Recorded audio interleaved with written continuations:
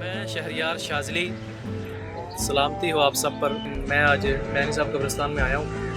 تو میانی صاحب قبرستان آپ دیکھ لیں کہ لاہور کے ایک بڑے ہی گنجان آباد علاقے میں واقع ہے، ٹھیک ہے۔ یہ باہر جو ہے بہاولپور روڈ چل رہا ہے، بہت مصروف روڈ ہے، پر میانی صاحب قبرستان کی تاریخ تقریباً 400 سال پرانی ہے۔ مغل بادشاہوں کے دور میں اس کو آباد کیا گیا تھا، اور اس وقت اس قبرستان میں تقریباً 3 لاکھ قبریں موجود ہیں، ٹھیک ہے۔ تو اس قبرستان میں ہر سال تقریباً 10 سے 12 ہزار قبریں جو ہیں وہ نئی بنائی جاتی ہیں، اور یہاں پر انتظامیہ جو ہے میانی صاحب قبرستان کی، اسے بھی قائم ہوئے تقریباً 60 سال ہو گئے، جس کے زیر انتظام یہ سارا قبرستان کا انتظام ہے۔ میں نے آپ کو میانی صاحب قبرستان کے بارے میں بتایا، اب میں کوشش کرتا ہوں کہ میانی صاحب قبرستان میں موجود مشہور شخصیات کی جو قبریں ہیں وہاں پر آپ کو لے جایا جائے، کیونکہ جیسے کہ ایک تاریخی نوعیت کا ایک قبرستان ہے، اس کی تاریخ بڑی پرانی ہے، اور ظاہری بات ہے جو مشہور شخصیات ہیں ان کو یہاں پر مدفون کیا جاتا ہے۔ تو آئیں چلتے ہیں۔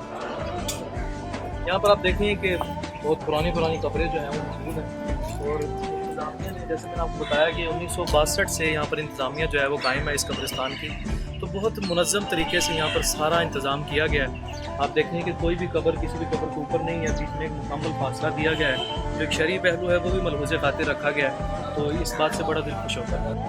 ہم عموماً اس معاشرے میں رہتے ہیں جہاں پر بڑے گھروں میں چھوٹے لوگ اور چھوٹے گھروں میں بڑے لوگ رہتے ہیں، اور ایک اور جگہ فرماتے ہیں کہ ہم اس معاشرے میں رہتے ہیں جہاں پر آئینے کا سامنا صرف شکل دیکھنے کے لیے کیا جاتا ہے، اور ایک اور اقوال میں اپنے قول میں بتاتے ہیں کہ زندگی کو اگر مختصر ترین الفاظ میں بیان کیا جائے تو صرف اتنا ہوگا کہ یہ ایک آہ ہے اور اس کو واہ میں لپیٹ کر دیا گیا ہے۔ اس طرح کے اور بہت سے بے باک اقوال کے جن سے منسوب ہیں وہ جناب سعادت حسن منٹو صاحب، میں پہلے بھی کچھ دن پہلے ان کی قبر پر حاضر ہوا تھا، اور آج بھی سب سے پہلے میں کیونکہ یہ میانی صاحب میں انٹرس جس طرف سے ہماری ہے قریب ترین ان کی قبر پڑتی ہے۔ تو جناب 12 مئی 1912 کو آپ اس دنیا میں تشریف لائے، اور 18 جنوری 1955 کو آپ کی وفات ہے۔ 43 سال آپ نے اس دنیا میں گزارے، اور میں آپ کو یہ پہلے بھی بات کی تھی کہ انسان اس دنیا سے چلا جاتا ہے، اس کی شخصیت زندہ رہتی ہے، اس کے اقوال زندہ رہتے ہیں۔ تو آج منٹو صاحب کا ایک ایک لفظ جو ہے وہ ان کی پہچان ہے۔ جیسے منٹو صاحب اپنے بارے میں فرماتے تھے، سعادت حسن مر گیا ہے لیکن منٹو زندہ ہے۔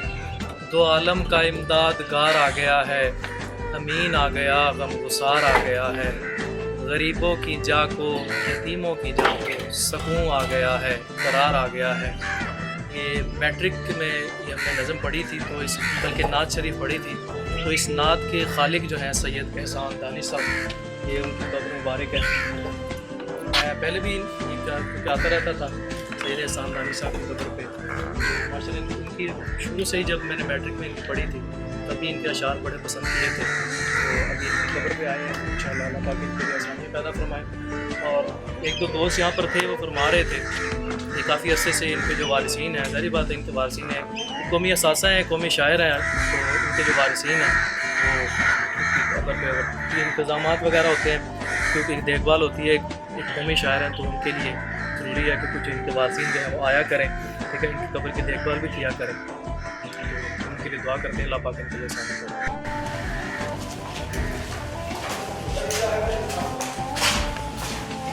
میں نے آپ کو بتایا کہ میانی صاحب کی کچھ تاریخ کے بارے میں۔ اب جس ہستی کی قبر پر ہم تشریف لے کے جا رہے ہیں ان کا نام ہے طاہر بندگی، یعنی کہ اس میانی صاحب قبرستان کا نام میانی صاحب کیوں پڑا، تو اس کی جو بتائی جاتی ہیں وجوہات وہ یہ ہیں کہ آج سے کچھ سالوں سے 1000 سال تقریباً 200 سے 250 سال پہلے یہاں پر ایک مزنگ میں علاقے میں بزرگ جو تھے ان کی قبر پر ہم حاضر ہونے لگے ہیں، طاہر بندگی، تو یہ وہاں پر آ کر آباد ہو گئے، کیونکہ یہ بہت عالم تھے، ٹھیک ہے، اللہ کے ایک بزرگ بندے تھے، تو بہت قابل بھی تھے، اس کی وجہ سے پنجابی زبان میں عالم کو کہا جاتا ہے میانی، ٹھیک ہے۔ تو طاہر بندگی صاحب کی نسبت سے اس قبرستان کا نام کسی مغل بادشاہوں نے یہ جگہ دی، تو اس کا نام جو تھا پھر تب سے ہی میانی کا صاحب قبرستان پڑ گیا۔ آئے ہم چلتے ہیں خواجہ طاہر بندگی کی قبر۔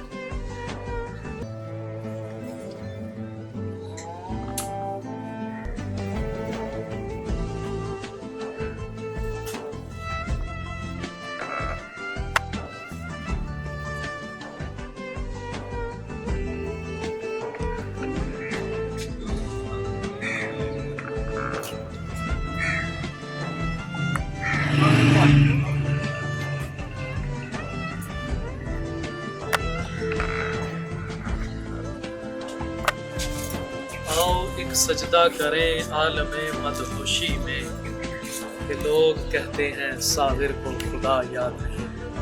مفلسی اور بے حالی میں زندگی گزارنے والے ایک عظیم شاعر جناب ساغر صدیقی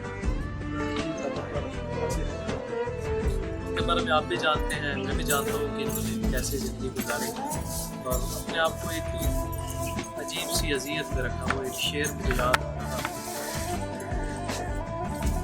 ایک طریقہ یہ بھی ہے خود کی نفی کے لیے، ایک طریقہ یہ بھی ہے خود کی نفی کے لیے کہ حالات کے ہاتھوں خوب مجروح ہوا جائے۔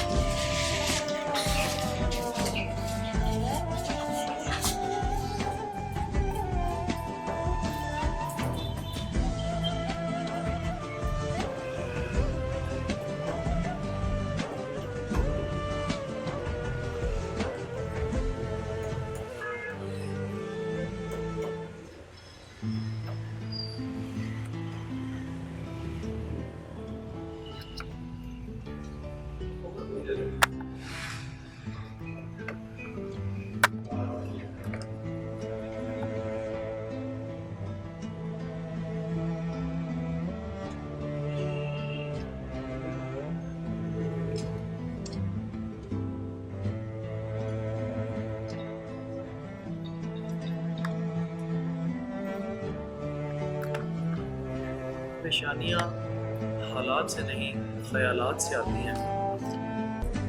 سکون یا اطمینان محنت کا نتیجہ نہیں، یہ نصیب کی بات ہے۔ اگر آپ محنت کو ہاتھی کہیں گے تو نصیب یقیناً ابابیل ہے۔ اس طرح کے بہت سارے خوبصورت اقوال ان سے منسوب ہیں۔ جناب بابا جی قاسم علی واصف صاحب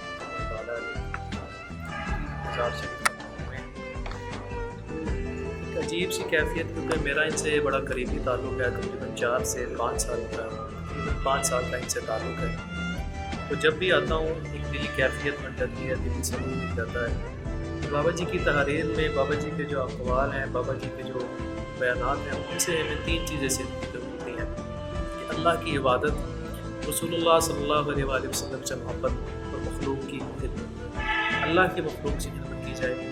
آپ کی تحریر میں جہاں پر اللہ کے قریب ہونے کا درس ملتا ہے، وہیں پر آقا کریم علیہ السلام کے عشق کا، آقا کریم علیہ السلام کے محبت کے جام پینے کا درس بھی ہمیں ملتا ہے۔ تو بہت سکون دہ ماحول ہے۔ آج میں یہاں پر حاضر خوشی ہوئی ہے، یہاں سے بہت دور دور سے لوگ آتے ہیں، اور ان کی جو خصوصی شخصیت ایک آج کل اجاگر ہوئی ہے بس سوشل میڈیا کے تھرو۔ ان کے جو صاحبزادے ہیں صاحبزادہ کاشف صاحب، وہ بڑی محنت سے اپنے والد محترم کا جو پیغام تھا، جو مشن تھا، اس کو پوری دنیا میں پھیلانے کے لیے کام کرتے ہیں۔ آپ کی جو گفتگو ہے، ان کے جو رسائل ہیں، آپ کی جو کتب ہیں، وہ بھی بڑی کارآمد ثابت ہوتی ہیں آپ کی شخصیت کو کرنے کے لیے۔ تو یہاں پر آنے سے ایک دلی کیفیت بنتی ہے، دلی سرور بنتا ہے۔ تو میں آپ سے ریکویسٹ کروں گا، یا آپ کہہ لیں میں آپ کے محبت بھرا پیغام دوں گا کہ اگر آپ کسی بھی طرح سے اپنی دلی کیفیت کو مضبوط کرنا چاہتے ہیں، دل کو سکون دینا چاہتے ہیں، تو ایک بار یہاں پر ضرور تشریف لائیں۔ حالانکہ یہ بات میں بھی اس بات پہ یقین رکھتا ہوں، جیسے بابا جی کا شعر بھی ہے کہ نہ بھیجا گیا ہوں نہ لایا گیا ہوں، میں حرف کن ہوں فرمایا گیا ہوں۔